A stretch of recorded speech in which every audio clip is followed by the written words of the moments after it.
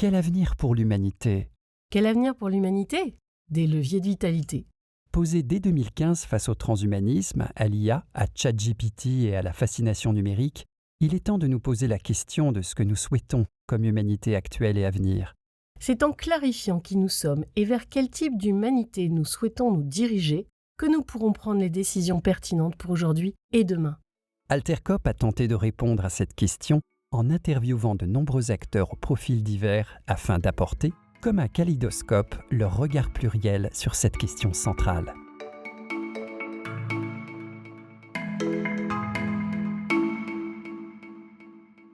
Bonjour Jean-Joseph. Bonjour. Est-ce que tu peux nous donner quelques éléments de ta biographie et ce qui t'a amené à tes centres d'intérêt et tes recherches ? Est-ce que tu peux nous en dire quelques mots ? Biographie, difficile à dire, je ne suis pas mort encore. Bon, pour l'instant, ce que je sais, c'est que quand j'ai eu 18 ans, le hasard a fait que je suis allé en Tunisie à l'invitation d'une partie de ma famille pour m'occuper de camps de vacances dans la banlieue de Denden, de Tunis. Ça s'appelait Denden, Kasr Saïd. Et j'y ai passé 2 mois qui m'ont beaucoup marqué parce qu'il suffisait de traverser la Méditerranée, dans le sens France-Méditerranée, mais à l'époque on le faisait en bateau, et on rentrait dans un univers sous-développé, grande pauvreté. La Tunisie de l'époque, fin des années 70, c'était très pauvre. J'y suis retourné l'année suivante, et je crois que ça m'a donné ce virus, d'aller voir en dehors de l'Occident, en dehors de l'Europe, comment ça se passait. Et puis, quelques années après, un autre hasard, en 81, m'a amené en Inde. Destination qu'avait choisie plutôt mon épouse pour fêter une agrégation qui s'était bien passée. Et on y est resté 2 mois, uniquement dans le sud, prendre des bus, des trains locaux, etc. C'était aussi déjà ce que j'avais appris en Tunisie, à faire vivre avec les gens et pas vivre en offshore, d'hôtel en hôtel. Et les images étaient non pas choquantes de manque d'humanité, de difficultés de vie, etc. Il y avait ça, la lèpre notamment à Chennai, et anciennement Madras, était prévalente encore. Mais surtout, j'ai vu pour la première fois, beaucoup plus qu'en Tunisie, le décalage entre l'aspect humaniste donné de ces pays dits pauvres, et puis, au contraire, une énergie extraordinaire, un humanisme très profond des gens, ce rapprochement immédiat qu'on pouvait avoir, cette idée d'une communauté de destin aussi. Et suite à ça, pour des raisons professionnelles, étant économiste, j'ai fait un choix qui était de dire, moi je veux me spécialiser sur ce qu'on appelle aujourd'hui des économies émergentes, qu'on appelait le tiers-monde à l'époque. Et je suis retourné en Inde assez régulièrement, de longs séjours, puisque j'ai fait ma thèse. Et à partir de l'Inde, j'ai voulu découvrir la Chine également, non pas sous l'œil justement des maoïstes qui en France avaient beaucoup marqué la vision qu'on avait de la Chine, mais sous un angle qui était celui de l'Inde en fait, qui était les gens, comment ils vivent, etc. Et pendant 20-25 ans, j'ai sillonné toute l'Asie, à partir de l'Inde, qui a toujours été un peu mon bureau asiatique et qui me permettait d'éviter un peu cette comparaison permanente qu'on a vis-à-vis de la France, modèle du développement. D'accord. Donc ça a été des rencontres de cœur, d'intérêt, un cadre de référence différent. Et du coup, ça t'a donné le goût de les explorer. Et qu'est-ce que tu en penses aujourd'hui ? Qu'est-ce que sont ces pays émergents ? Qu'est-ce qu'ils peuvent nous dire ? Quand on regarde quand même, 30 ans c'est beaucoup, mais enfin, quand on regarde avec ce recul de 30 ans, quelque chose qui est quand même impressionnant, c'est la Chine est devenue la première économie du monde, devant les États-Unis, l'Inde est en train de rattraper à toute vitesse, ça sera le taux de croissance le plus rapide, mais au-delà des chiffres, ces 2 pays et tout un ensemble d'autres, bien sûr, ont connu des transformations majeures. Ils ont fait, en l'espace de 30 à 50 ans, ce que le monde occidental, en tout cas européen, a fait en 2 siècles. Donc ce sont ces transformations qui me frappent. Urbanisation, bien sûr. Delhi était une ville où il y avait encore des vaches partout, etc. Aujourd'hui, c'est des embouteillages de voitures monstres. Donc, ce qui m'intéresse, c'est ce bouleversement qu'il y a eu connu. Dans quelle mesure il n'est pas pour ces pays le signe des deux ères qu'ils mettent toujours en avant, la Renaissance, c'est-à-dire la Renaissance chinoise, la Renaissance indienne, c'est-à-dire des vieilles civilisations qui sont passées dans la trappe de l'impérialisme au XIXe siècle et qui, à partir du moment où ils se sont pris en charge eux-mêmes, donc c'est pas vieux, 47, 49, eh bien, ont été capables de faire face à tout un ensemble de défis du développement. Et puis le deuxième ère, c'est un peu la revanche. Qu'on le veuille ou non, ces pays, à chaque fois que j'y suis, et j'y suis bien d'ailleurs, voient le monde occidental quand même comme celui qui a été à l'origine de leur 19e siècle et jusqu'à la moitié du 20e siècle dramatique. La guerre en Chine, la colonisation britannique a peut-être apporté à l'empire des richesses monstrueuses, à certaines castes, groupes d'affaires aussi, mais pour l'ensemble du sous-continent indien, c'était absolument terrible. Et donc, une sorte de revanche, c'est-à-dire, vous voyez, quand on se prend en main, nous, voilà ce dont on est capable. Alors, c'est pas le développement équilibré qu'on souhaiterait parfois, mais enfin, le fait est qu'ils sont en train de prendre un essor, une place dans l'économie mondiale, et au-delà de l'économie mondiale, je pense, d'images que l'on peut avoir de ces civilisations, dans le passé, oui, mais aussi demain. Ils veulent être à la pointe du monde du XXIe siècle. Quelque part, ça nous donne une leçon de résilience pour nous, l'Occident. Résilience dans quel sens ? Dans le sens où, justement, il y a eu ces souffrances-là, ces traumatismes, de se vivre alors que c'était des cultures merveilleuses, enfin, elles le sont toujours, mais historiquement, que l'impérialisme ou l'isolation qu'a eu la Chine les a conduits à être vécu par l'Occident comme étant pas tout à fait aussi développés pour ces deux pays-là. Et donc, ça pourrait nous donner à nous une leçon de résilience, puisque là, pour le moment, on est plutôt d'émergents qu'émergents ou que réémergents. Alors, leçon, oui, parce que ce qui donne de l'épaisseur au monde indien, au monde chinois ou au monde africain, que je fréquente depuis quelques années, c'est précisément ce proverbe africain, quand tu veux savoir où tu vas, regarde d'où tu viens. Ces pays-là, il y a un autre proverbe très beau africain d'ailleurs, qui aussi explique cette résilience. Les Africains ont de l'image avec les lions très fréquemment, donc c'est le jour où les lions auront leur historien, les récits de chasse ne tourneront plus à la gloire des chasseurs. Les chasseurs, nous les Européens, ils se sont emparés, et c'est très net depuis une trentaine d'années, de leur civilisation millénaire. L'Afrique, c'est plus de 2000 ans, l'Inde aussi, la Chine aussi.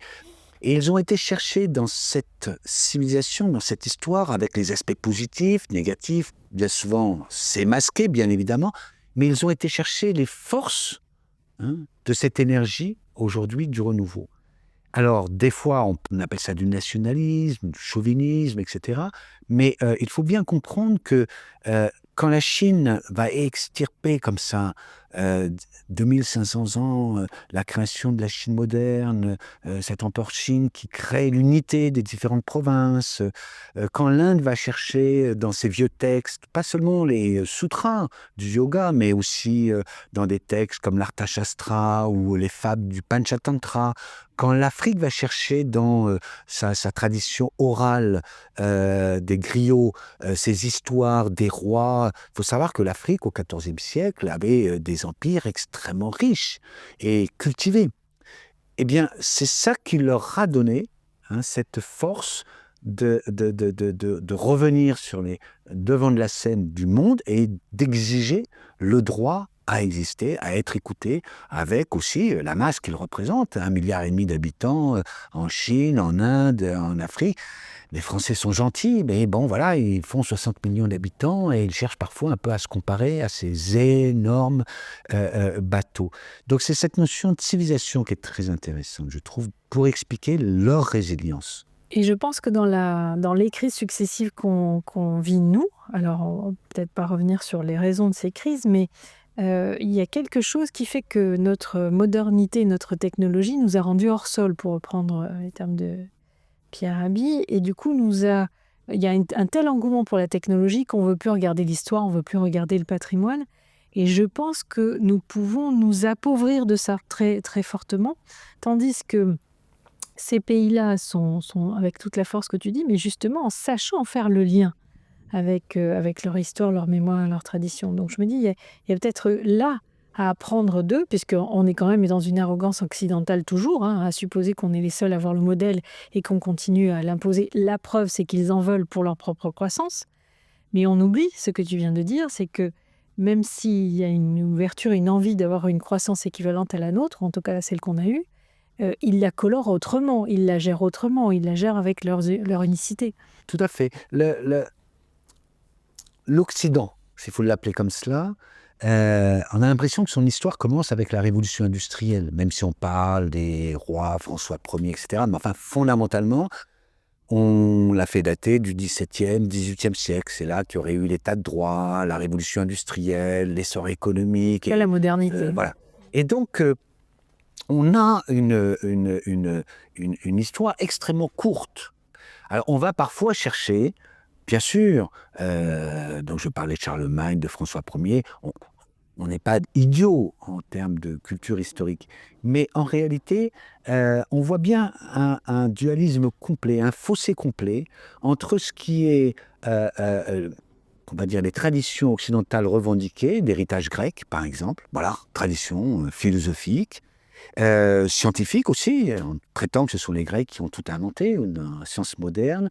Et puis, on voit un énorme saut de puce jusqu'au XVIIe siècle, et entre les deux traditions, une assez faible continuité. Comme nous dit Onfray, par exemple, dans son livre sur le cosmos, sur le fait que l'homme s'est séparé de la nature. Ça, c'est le monde moderne qui a créé, le monde occidental moderne, qui a créé cette coupure extrêmement importante. L'avantage de ces pays-là, de ces mondes-là, africains, chinois, indiens, c'est qu'ils n'ont pas cette coupure parce qu'ils n'ont pas eu ce moment de domination du monde dans la période 18e, 19e siècle.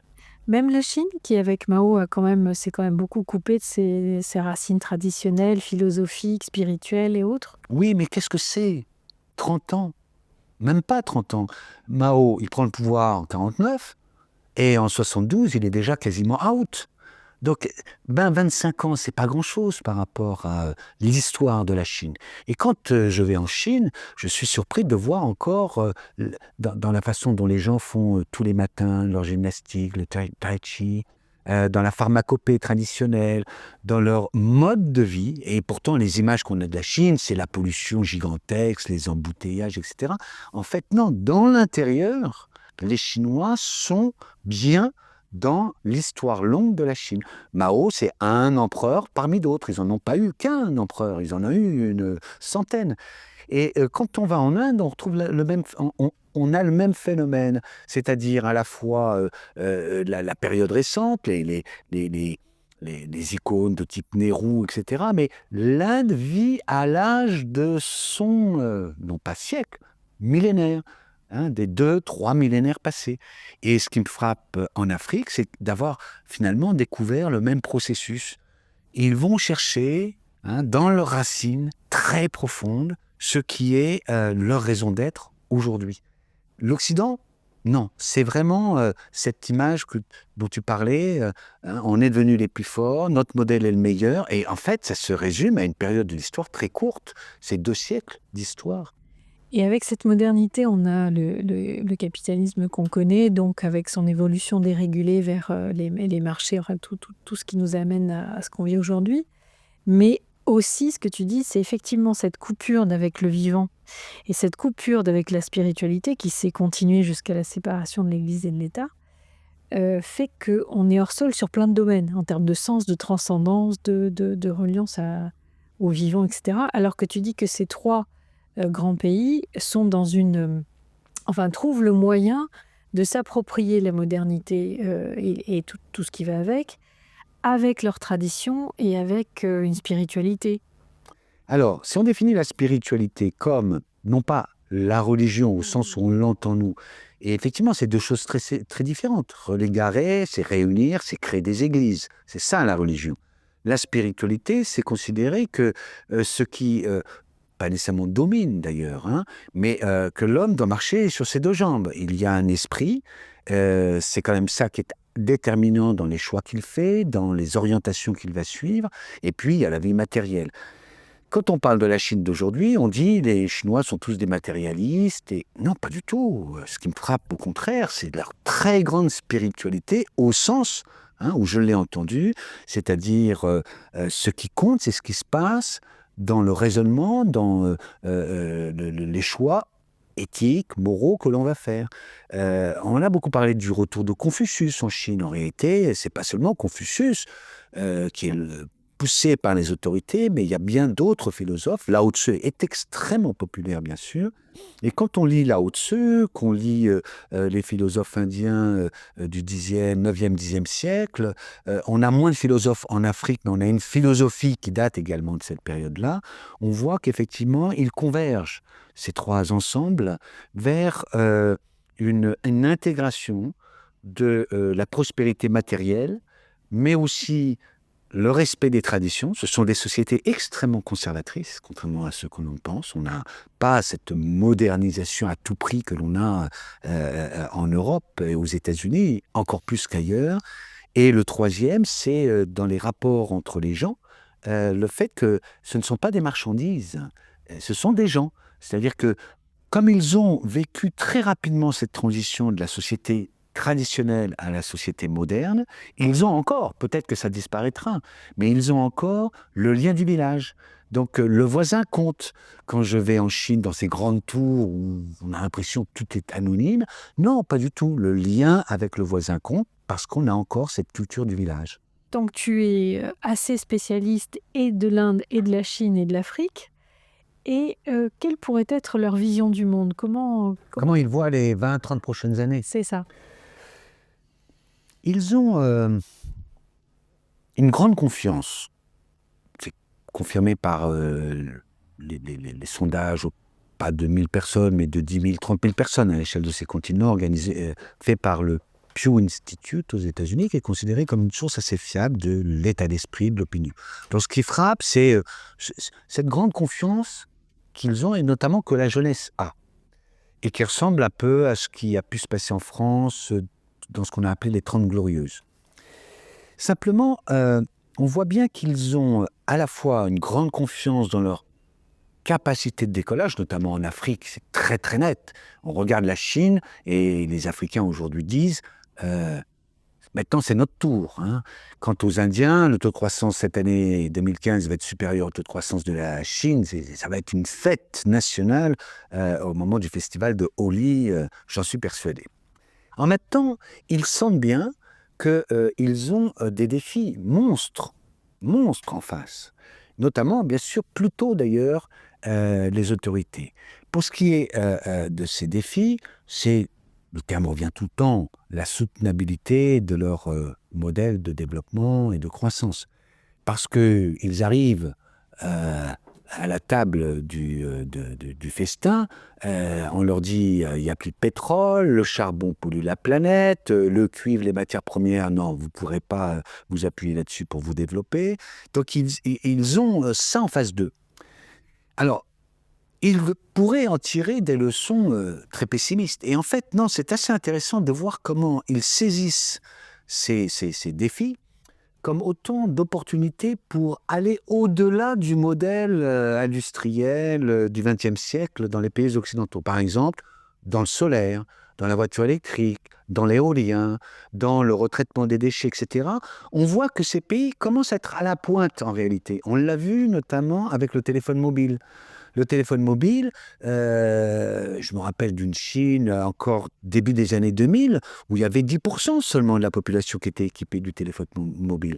Aujourd'hui, c'est 1 milliard de Chinois qui ont un smartphone, et les autorités essayent de contrôler tout ça, mais les Chinois sont suffisamment rebelles pour ne pas se laisser compter, et donc inventer en permanence des moyens de contourner les contrôles de la muraille du mobile, de l'Internet.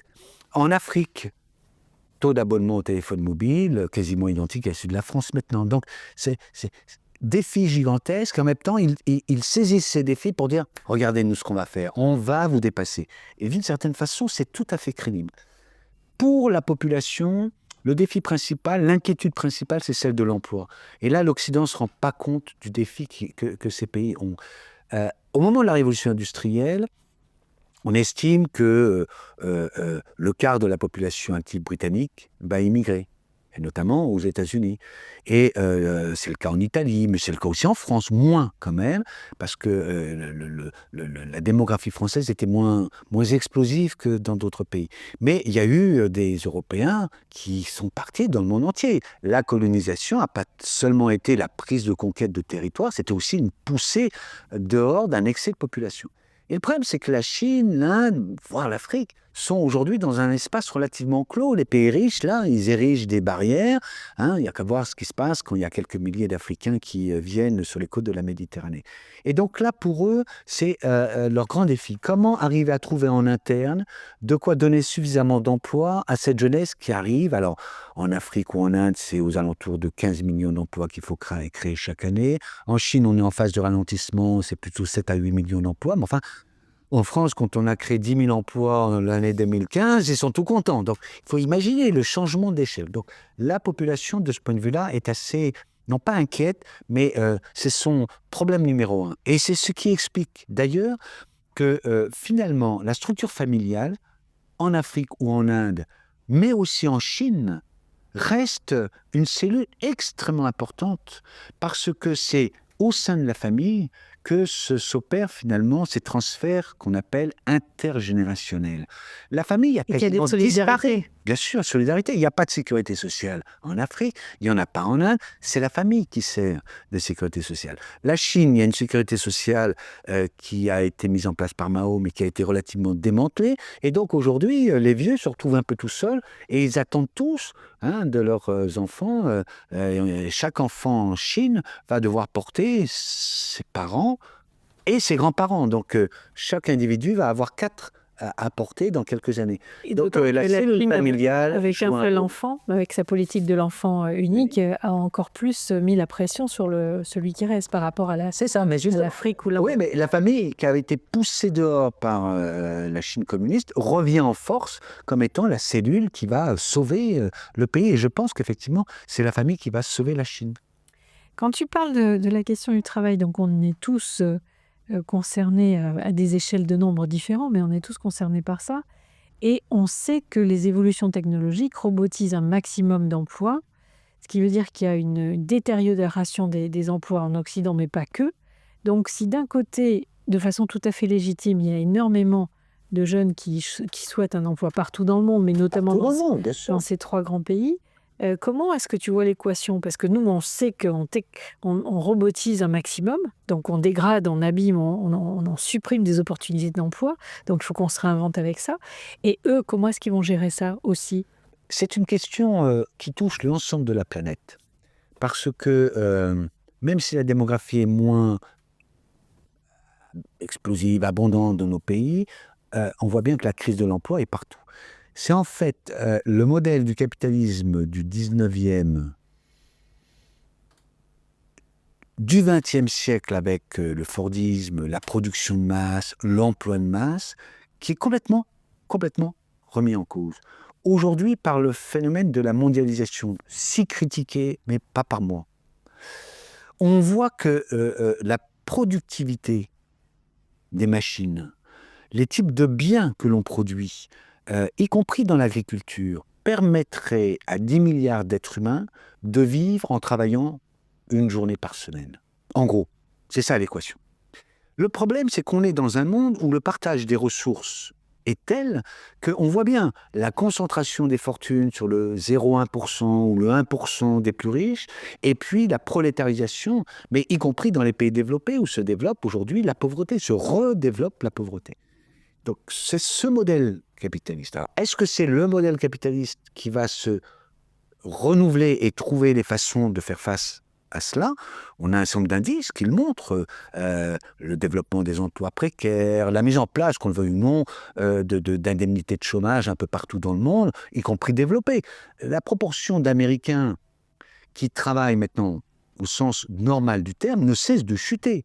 Il y a des gens qui sortent du marché du travail, mais surtout, il y a la mise en place d'indemnités, soi-disant d'invalidité, alors qu'il y a des tas de gens qui sont dans cette catégorie-là, en réalité, qui pourraient travailler. Donc, on essaie de sortir les gens et on apprend à gérer une pauvreté de masse avec du low cost. Le low cost, qu'on le veuille ou non, c'est aussi en partie C'est la consommation adaptée à la baisse adaptée à la baisse importante des revenus de plus de la moitié de la population. En gros, on a ça.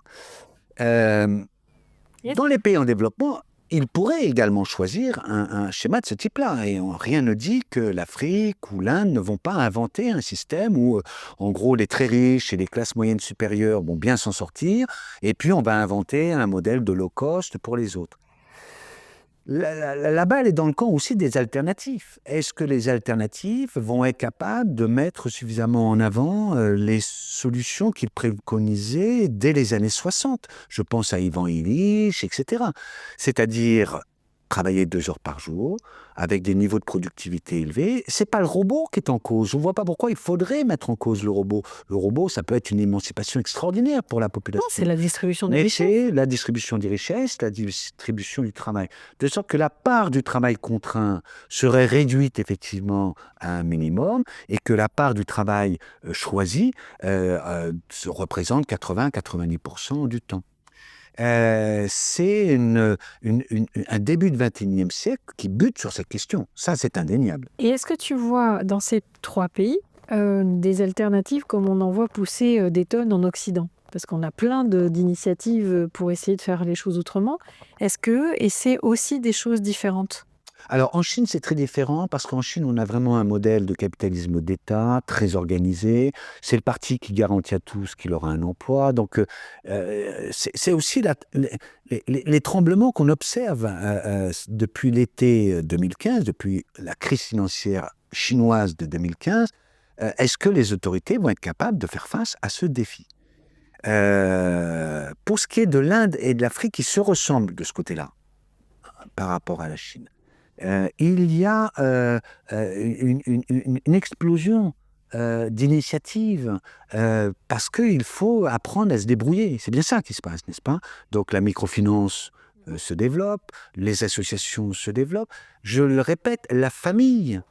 Alors, ce n'est pas la famille au sens nucléaire du terme, le père, la mère et les enfants. C'est la famille au sens large du terme. Sont des lieux où se crée une nouvelle économie.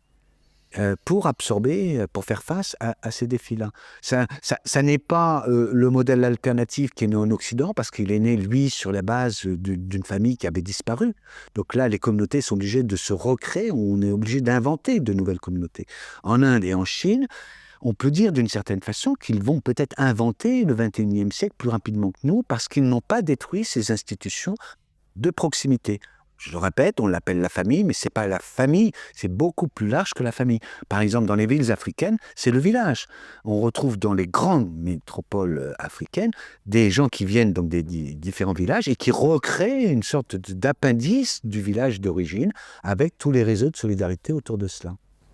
Est-ce que pour l'Inde, ça amène quelque part à renouer avec la sobriété proposée par Gandhi ? Alors, tout à fait. Ce qui m'a frappé, c'est de voir qu'en Afrique aussi, on a cette tradition-là. Il n'y a peut-être pas eu de gandhisme, mais il y a une habitude de la frugalité. Il suffit de se rappeler des images, par exemple, des Maasai, ces coureurs de fond qui font des centaines de kilomètres à pied par jour. On a appris à vivre simplement. On a appris à partager le repas. Là encore, en famille, mais aussi avec les amis. Donc, il y a des formes de sobriété, de frugalité, qui sont la norme là-bas. Ce qui n'est pas la norme, c'est le mode de développement occidental. Alors, on essaye de leur exporter ce modèle de développement dans le cas de développement des industries automobiles. On est en train de leur dire, faites comme nous, consommez comme nous. Et pour l'instant, je ne dirais pas qu'il y a une résistance active, mais de facto, il y a une résistance par rapport à ce mode de vie. Alors, quels seraient les défis pour notre monde ? Et puis après, peut-être les défis pour notre pays et pour l'Occident ? Ce que montrent ces 3 continents, c'est que nous pouvons les voir comme une menace, et c'est quand même souvent la façon dont ils sont présentés, ou les voir au contraire effectivement comme l'opportunité d'un changement en profondeur. Alors, moi j'aime beaucoup les citations, mais il y en a une qui est belle.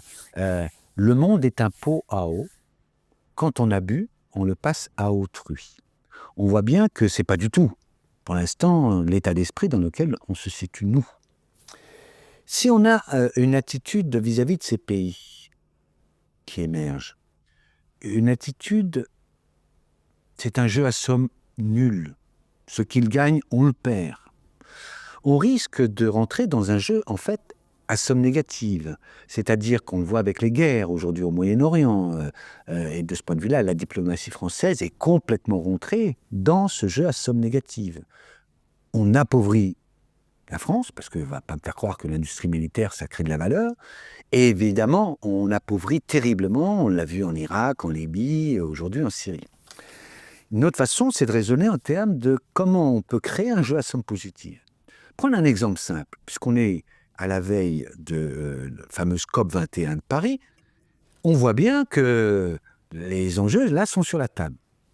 Alors, je viens de lire dans Le Monde, effaré, un titre à la une, l'Inde, 3e pollueur du monde. Alors, si on commence la COP21 avec cet état d'esprit, on va avoir un petit problème. Pourquoi ? Parce que, si on regarde le cumul des émissions de CO2, de gaz à effet de serre, ne serait-ce que sur la période 1900 à aujourd'hui, la France a émis 8 à 10% du stock d'émissions qu'il a au-dessus, parce que les émissions de CO2 ne disparaissent pas. C'est-à-dire plus que l'Inde, peuplée, je le rappelle, d'1,3 milliard d'habitants aujourd'hui. 60 millions d'habitants ont émis à ce jour 20 fois plus d'émissions. Si on prend par habitant, l'Inde émet à peu près aujourd'hui 1,7 kg de CO2 par an par habitant. La France, on en est à 10 fois plus. Enfin, les États-Unis en sont à 10 fois plus et la France en est à 5-6 fois plus. Je reviens à mon proverbe. Quand on a bu, on le passe à autrui pour boire. Donc si la rencontre de Paris, ça va être de dire aux pays émergents, il faudrait peut-être penser maintenant à réduire vos émissions, problème. On va aller vers un affrontement, car je ne vois pas ni la Chine, ni l'Inde, et encore moins l'Afrique, accepter cela. D'autant plus qu'on leur avait promis des milliards pour la transition énergétique. Pour l'instant, ils n'ont quasiment rien vu. Par contre, si on regarde la façon dont la France, pour prendre notre responsabilité en main, peut évoluer vers l'après-carbone, on voit bien qu'il faut qu'elle se transforme complètement. C'est ce qu'on appelle le facteur 4. C'est-à-dire que la France population française, doit, en l'espace de 20 ans, réduire de 4 fois ses émissions par habitant. Comment ? C'est une révolution extrêmement importante, bien évidemment, et pas seulement technique. On voit bien, à chaque fois, je reviens sur Paris, qu'est-ce que je vois au-dessus par avion ? C'est un énorme balai de voitures, il y a des millions de voitures qui circulent. Il y a plus de voitures en France qu'il y en a en Inde, par exemple. Quand même, c'est surprenant. Là encore, je répète, 25 fois plus d'habitants en Inde.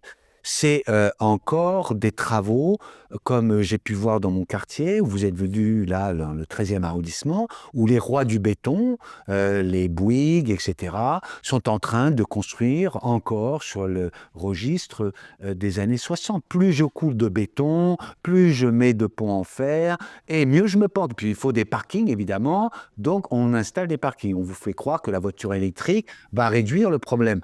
Pas du tout. La voiture électrique, pour bien qu'elle recharge des batteries, donc il faut apprendre à rouler beaucoup moins, de façon peut-être plus efficiente, de façon plus collective, et ça c'est une véritable transformation. Est-ce que les Français vont le faire d'eux-mêmes ? Eh bien non, c'est ça le problème.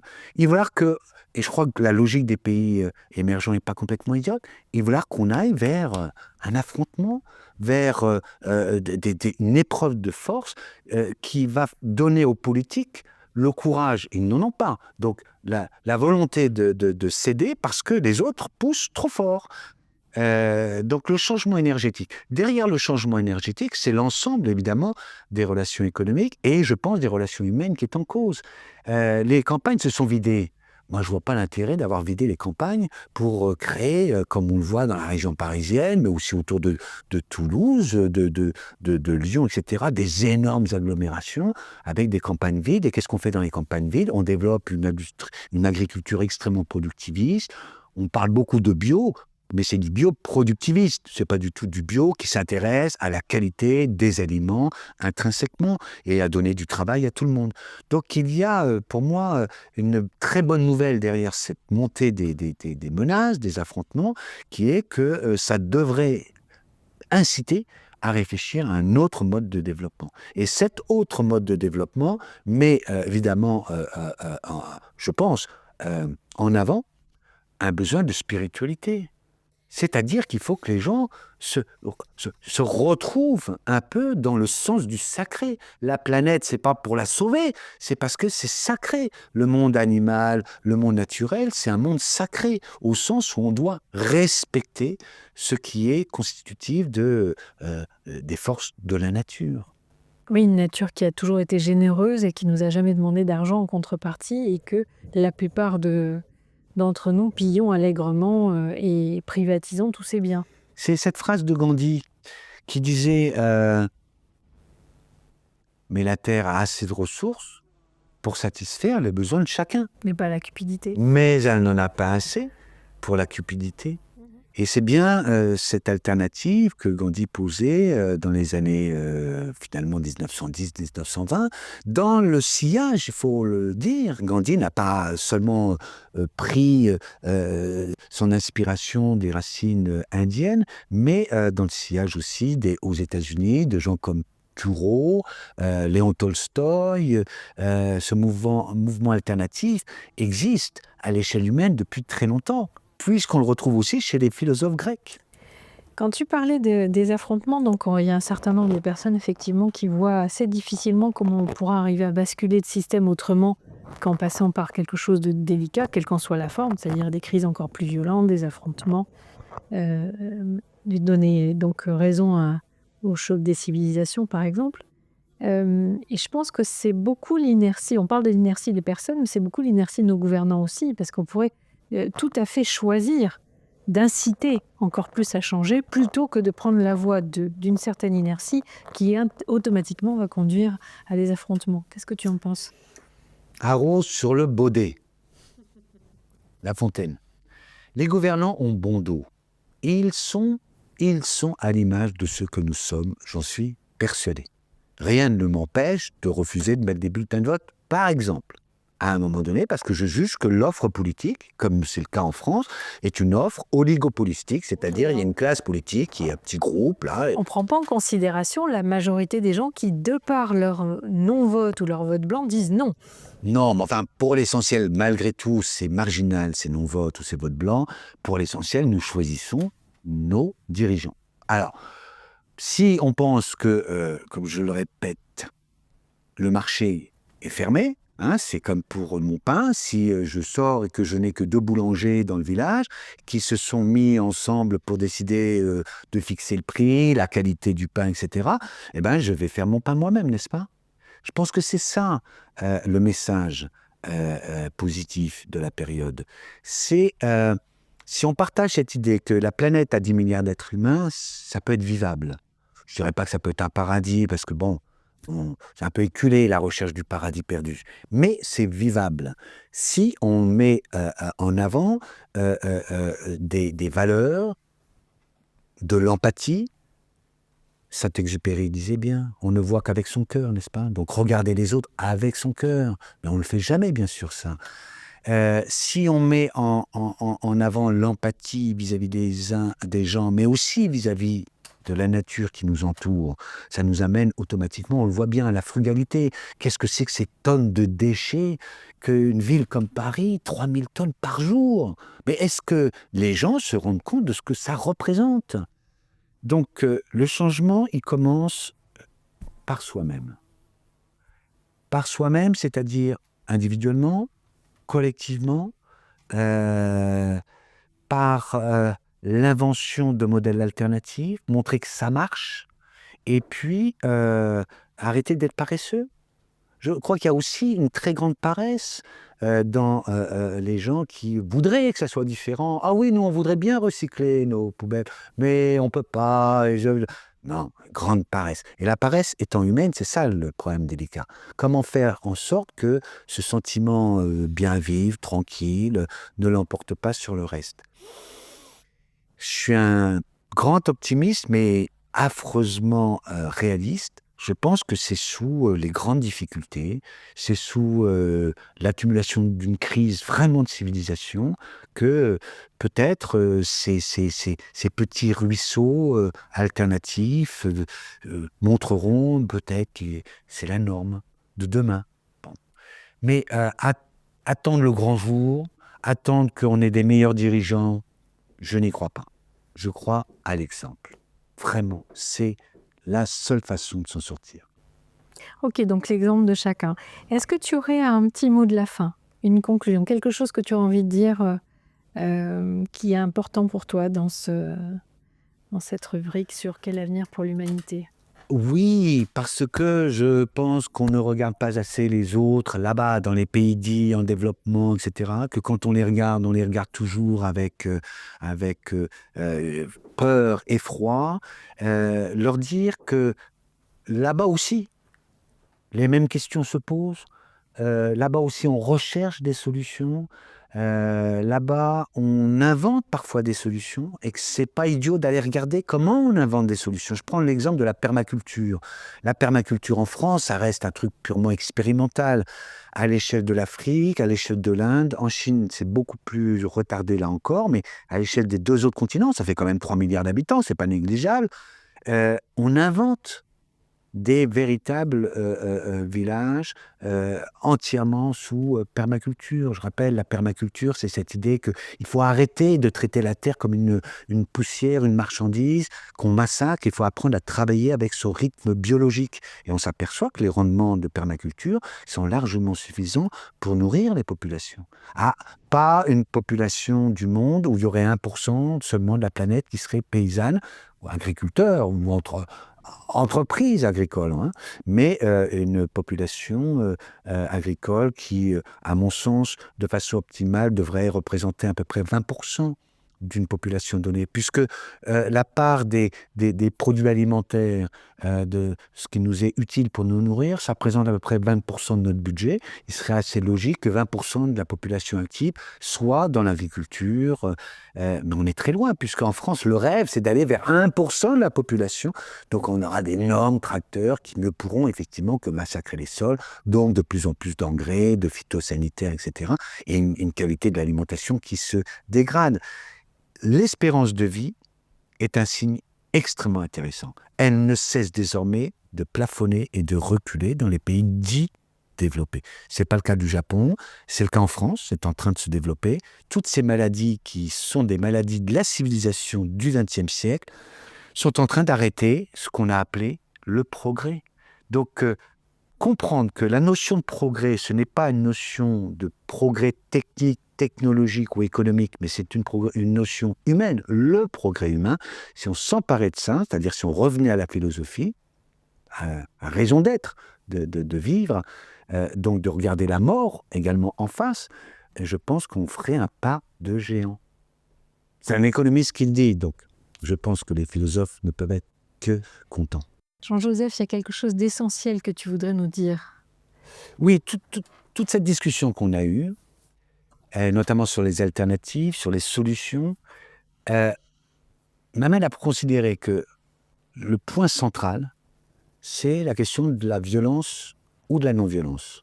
Et on s'aperçoit que non seulement Gandhi, mais je parlais de Thoreau, de Tolstoï, etc., ont mis la question de la non-violence au cœur de leur alternative, de leur modèle alternatif. Et pourquoi ? Parce que je parlais d'empathie vis-à-vis des autres, de compassion, du pot qu'on passe à autrui. Ça n'est possible que si on extirpe une bonne fois pour toutes ce qui a été quand même l'histoire de l'humanité depuis la préhistoire, et je peux le comprendre d'ailleurs. La violence était au cœur de tout le système. Violence vis-à-vis des animaux parce qu'on était carnivore, violence parce qu'on était aussi dans un monde violent et qu'il fallait donc se défendre.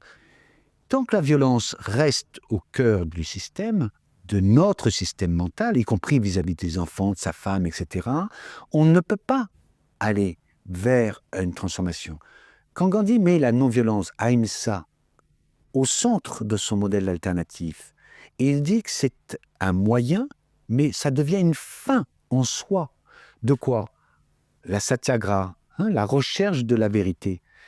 Pourquoi? Chacun a sa vérité, d'une certaine façon. C'est vrai, ça. Et donc, si on n'est pas tolérant vis-à-vis de l'autre, si on n'accepte pas d'écouter l'autre, on ne respecte pas l'autre, et donc on rentre dans un monde d'affrontement entre les uns et les autres. Swadeshi, mon pays, ce que voulait dire Gandhi, c'est ma localité, mon lieu, suppose la non-violence parce que être bien chez soi, c'est ne pas être attaqué par les autres. On le voit bien dans le monde moderne où les guerres sont permanentes. Et pas seulement les guerres chez les autres, les sauvages, mais les guerres que nous provoquons massivement aussi. Et puis le troisième, c'est Swadeshi, Satyagraha, la vérité, et puis la chakra. Alors, les gens ne comprennent pas pourquoi Gandhi était roué tous les jours, filait son propre textile, et ce qui renvoie à l'idée d'autonomie, aussi d'autoproduction. Et pour un économiste, c'est très important, ça. Eh bien, parce que dans l'industrie moderne, qu'on le veuille ou non, il y a une dose de violence considérable.